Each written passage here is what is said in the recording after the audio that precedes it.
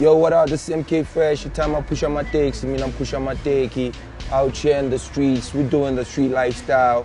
You know, hunting for kicks, always choosing the dope locations online. I'm here with my main man, you know, as a friend, as a brother. It's been like a similar journey, you know. Jake Lipman, what up, family? What's up, MK? I'm living. Good to have you. Good to finally. be here. Good to be here finally. Tell me, Jake, you know, what you do, you know. Started and own a booking agency, management agency for electronic music artists. Nice. We do events, we do collaborations, we do pretty much everything. It's called Gachi. And nice. That's what brings us down here. We threw some parties. We threw the official Street Cred after party. Nice. On Friday night at Kitcheners in Josie, our first party in Josie. Nice. So that's what I do. I also run communications at Red Bull Studio Cape Town. Nice. We do stages, Red Bull Studio live stages at all the major festivals in South Africa, and they've gotten to a point where it's like the authority in electronic music. And then I also started an electronic music festival in Cape Town with a bunch of bosses and a bunch of homies of mine. Nice. Called Cape Town Electronic Music Festival. Dope. And we've got our third one coming in February, and it's a very, very exciting time. Dope. And then that's what I do for work, and then what I do for work is I'm a musician, I'm a DJ, and I'm a producer, and I'm a drummer. Nice. I DJ by the name of Jacob Snake. Yeah, you did some collab with Spook Matambo and Machiniwam, right? Yeah, we actually started Machiniwam together, myself, Richard III, and Spook Matambo. Nice. And toured that around for 2 years around the world. Stuff. You always, you be dancing, playing, like, I like the way you play. It's like you be in it. It's like, yo, if you're not with this, it's your fault. Exactly. I still have as much fun as everybody else does. Nice. You know? Otherwise, what's the point? What's the point? What's the point? Then it's like another job in the office. And it's not another job. Cats don't know. Like I know we deep with the music thing for the Cape Town market, but I want to talk a bit about like the past. It was a crazy journey. It was a really crazy journey. I went to live in London with my friends after school. I'd always been collecting kicks throughout school as a kid, all of that kind of stuff. Went to London, kind of saw the culture there in 2004, and saw the culture there. And I'd always kind of been keeping up with stuff online. I saw that they were taking risks, and I got back here. And I had to find a job. I was doing school, I was at Vega. I think that was the time we actually bumped into each other. Totally. I was at Vega, I was at school, so I went to get a job, and kind of being the way I was and rocking sneakers and in the early days and all that kind of stuff before it's blown up like it has now. There was a little store in Rosebank that had just opened up called SHESA. And it was the first one, and they hadn't... They had the fresh, I mean, I remember it was like... It was like a candy store for like sneakerheads at that time, because it really was. It was rare to get the pieces that they were getting at that time. It really was. It was kind of similar with Shelf Life. I walked in and I loved the store so much. I was like, yo, I could work here and I could change shit here. So I started working there, became the first manager they ever had. And worked there for a little while. You were pushing like styles in terms of footwear that they were not ordinarily getting at that time. Exactly. You know? Being such a small team, you kind of have to lend your personality to it, and because I'm kind of an outgoing, going out cat,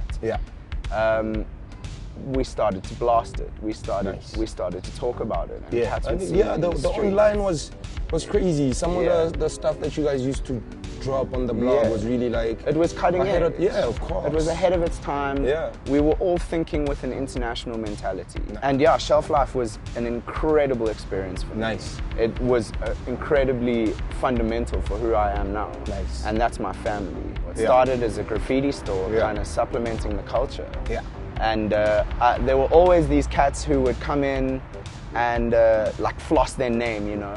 It's a very bravado thing, graffiti. I mean, what's more bravado than to write your name as big as you can in the city, you know? So I loved the art and was always drawing and shit like that.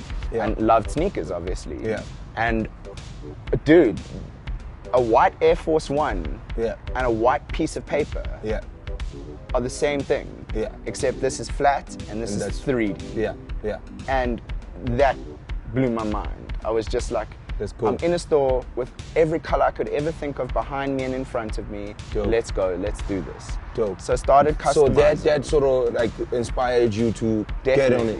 Definitely. I mean, I'd been drawing on my shoes and making them different. I guess hand in hand now that I'm talking about it, what it is I gravitate and people could see this as a snobby thing. Yeah. I gravitate to things that people don't have. For me, that shit is individuality. That shit's really, really beautiful and important. It's amazing to have a pair of white Jack Purcells. Yeah. A standard, a beautiful. Yeah. But it's amazing to have something that no one's got. And I guess that's what customizing was for me. I stay on mine, better let the God shine. J-Sack fresh with a peppermint breath. Stack dough, keep low when you hear the cat blow. Cause of any hustle, many avenues for revenue. Blow steam. You know, obviously it's Hunting for Cakes. We're here to talk about those two favorites that you have. So which one you want to talk about first, my dog? So this is a Cheech and Chong SB Dunk. What I love about it is it's inspired by the movie Cheech and Chong.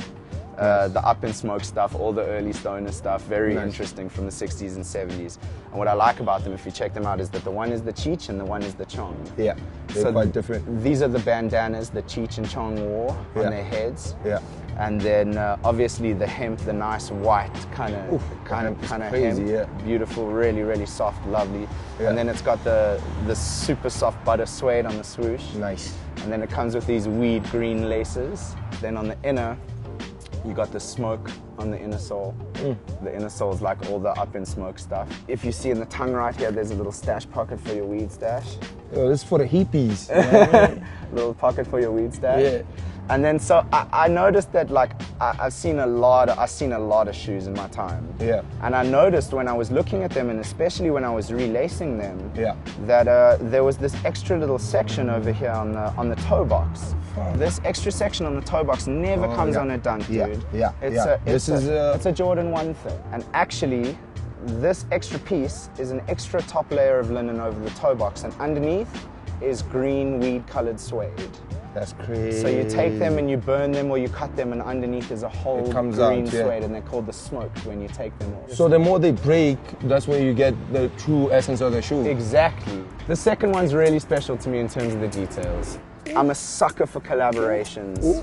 I'm a sucker for beautiful old school shoes, and it was just the most beautiful looking sneaker I'd ever seen. Nice, yeah. Nike is authenticity for me. It's the way that I've grown up. There are a lot of amazing shoe brands in the world with great authenticity, but just the way I grew was Nike was authentic for me. It was the shit, you know.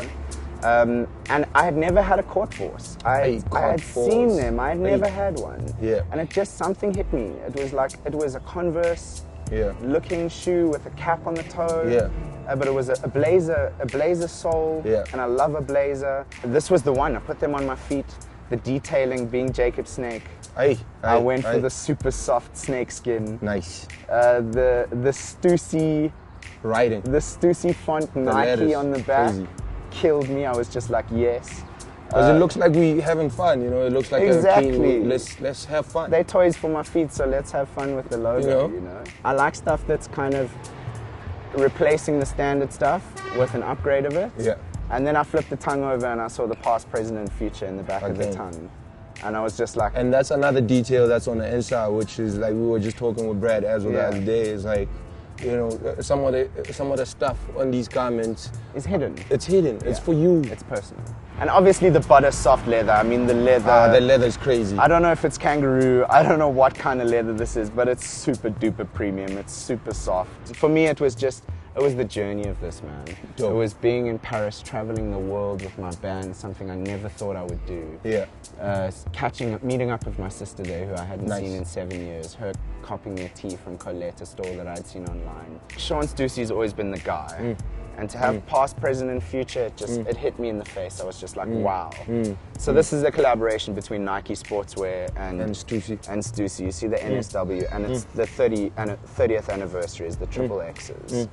Yo, appreciate you, family. Nike, Stussy, two legends. Jake Lipman, MKAY Fresh, Hunting for Cakes. We out. Peace.